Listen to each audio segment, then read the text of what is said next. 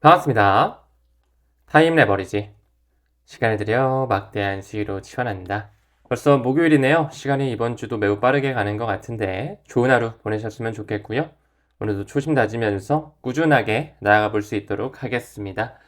첫 번째로 연방예금보험공사, 우리 FDIC 잘 알고 계시죠? 규제 기관 중 하나이고 하나의 정부 기관이다.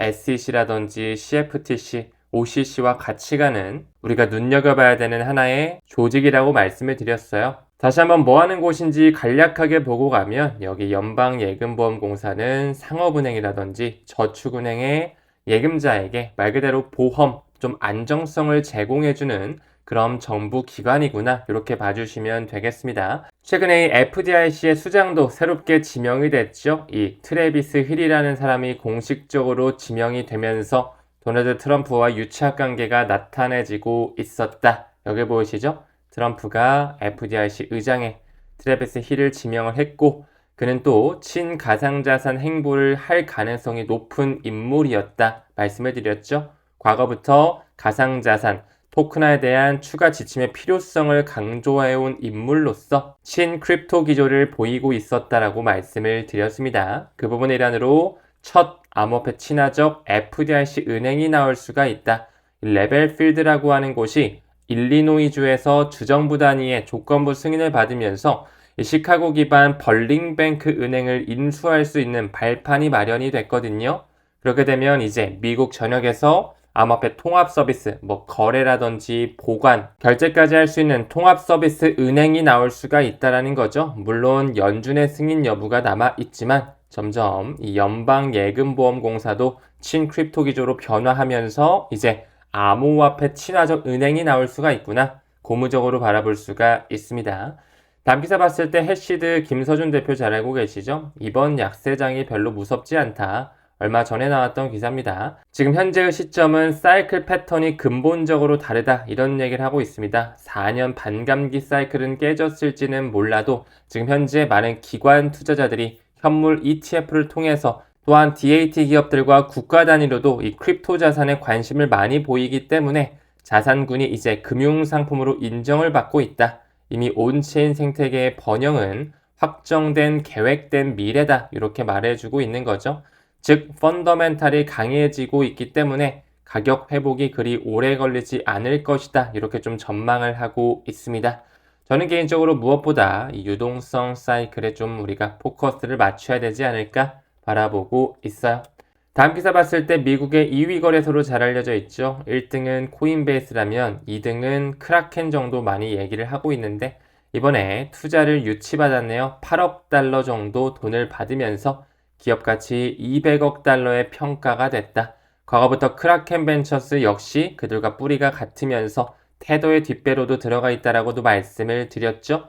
무엇보다 시타델 증권에서 켄 크래핑과 함께 추가로 2억 달러 전략적 투자를 가져왔다라는 거, 이 200억 달러 정도의 기업 가치를 가져올 수 있었던 근본적인 이유 중 하나라고도 생각이 듭니다. 최근에 리플 역시 5억 달러 신규 투자를 유치하는 부분에 포트리스뿐만 아니라 시타델 증권이 주도하는 모습이 있었죠. 크라켄이 200억 달러 정도 평가가 됐다면 리플은 그의 2배에 달하는 기업 가치를 보여주고 있다. 참고로 봐주시면 되고 여기 나오는 것처럼 포트리스, 시타델 증권뿐만 아니라 펜테라 캐피탈, 갤럭시 디지털 등등 유대계 금융 엘리트들이 꾸준하게 리플사에 자본을 투입하고 있다. 그들은 IPO가 그렇게 급하지 않다라는 거 다시 한번 강조드리고 싶네요. 다음 기사 봤을 때 앰플리파이에서도 XRP 익스포저 기반, 노출 기반의 ETF를 출시했다. 이런 얘기가 나오고 있죠. 월 3% 프리미엄 수익 ETF가 나오게 됐고 이 부분이 또 CBOE에서도 승인이 되면서 월 3% 프리미엄 수익 ETF가 나오게 됐다. 매월 3%의 수익률, 연간으로 봤을 땐 36% 목표 수익률을 설정하는 굉장히 불리시한 상품군인 거죠. 이번에 나온 XRP M 티커를 통해서 투자자들은 높은 옵션 프리미엄 수익을 가져갈 수도 있을 것이다. 하지만 또 그만큼 리스크적인 부분도 참고를 해야 되겠죠. 최근에 카나리 캐피탈, 프랭클린 템플턴 등등 많은 자산 운용사에서 XRP 현물 ETF가 나오고 있고 벌써 카나리 같은 경우는 넷 인플로우를 봤을 때 2억 4천만 달러가 넘어가는 역대급 자산 규모가 들어오고 있다는 거 말씀드릴 수 있습니다. 다음으로 캐나다 나오는데요. 스테이블 코인 정책을 포함한 첫 예산안이 의회를 통과했다라고 하면서 여기 보이시죠? 캐나다 중앙은행이 감독할 수 있는 스테이블 코인 발행 규정을 포함하고 있다. 중앙은행의 개입은 불가피하다라고 늘 말씀드렸고 결국에는 CBDC의 형태로 나오게 될 수밖에 없다라는 거 다시 한번 강조드리고요. 여기 보이는 것처럼 현재 이 스테이블 코인 시장은 미국 달러와 연결된 토큰이 지배적이죠. 거의 99%가 미국 달러로 연동되어 있다라는 거. 하지만 다른 국가들, 특히 캐나다라든지 유럽 연합과 같은 이런 G7 국가들은 자국 통화를 포함시키기 위해 노력하고 있다. 즉 달러가 아닌 본인들의 법정화폐를 기반으로 한 스테이블 코인을 준비시키고 있는 거죠. 여기 나오는 것처럼 캐나다 총리 마크 카니가 현재 주도하면서 중앙은행의 개입을 준비시키고 있다. 이 캐나다 총재의 마크 카니 전에는 영란은행 총재를 맡았었죠. 과거부터 이런 말을 해왔다라는 거. 미국 달러의 지배적 지위가 글로벌 경제 안정성을 해치고 있다. 이제 국제통화기금이 달러를 대체할 새로운 디지털 통화를 마련해야 된다. 과연 이 뒷배에는 어떤 회사와 어떤 프로토콜이 숨어져 있을지 우리는 이 부분에 대해서 집중적으로 공부할 필요가 있겠죠? 과거부터 마크 카니와 제롬 파월 연준 의장 역시 달러를 대체할 새로운 가상 기축 통화를 만들자 어떤 디지털 화폐가 급부상하게 될지 무엇보다 디지털 금융의 시대가 도래하는 부분에 있어서 스테이블 코인뿐만 아니라 센트럴 뱅크 디지털 커런시죠. CBDC에 대한 유입 나올 수밖에 없다 바라보고 있습니다. 플랭클린 템플턴 최근에 XRP 현물 ETF도 준비를 시켰지만 내년을 또 굉장히 중요하게 바라보네요. 디파이와 전통금융 융합이 본격화될 것이다. 내년 정도 되면 이제 클래리티 법안이다. 시장 구조 명확화 법안이다. 이런 게 완전히 통과가 되겠죠. 증권이냐 상품이냐 완전한 가이드라인이 만들어지면서 이제 금융에 대한 생태계가 송두리째 바뀔 것이다 라고 바라보고 있습니다. 금융 판도를 흔들 수 있는 블록체인 기술, 이 제니 존슨이 말한 것처럼 점점 중요한 시대가 우리 앞에 다가오고 있는데요. 디지털 자산의 전환 5년 내 급변할 것이다. 저는 개인적으로 이 말을 앞으로 5년 정도는 우리가 크립토 생태계의 진정성 있게 공부하면서 나의 부를 축적할 수 있는, 확장시킬 수 있는 기회로 생각해야 되지 않을까 바라보고 있습니다. 현재 도널드 트럼프 역시나 미국을 암호화폐 수도로 만들기 위해 꾸준히 정책적으로 움직이고 있고 초반에 언급드린 것처럼 이 FDIC 의장과 같은 사람들을 친 크립토 사람으로 죄다 앉히고 있다. 또한 스콧 베센트 역시 암호화폐 법안을 꾸준히 지지하면서 디지털 자산 중심이 미국이 돼야 된다 말을 계속하고 있는 것이죠. 또한 크립토 차르 부서도 왜 신설했는지를 잘 한번 생각해 볼 필요가 있다. 인공지능과 블록체인을 만들어가면서 점점 새로운 시대를 만들어가겠다.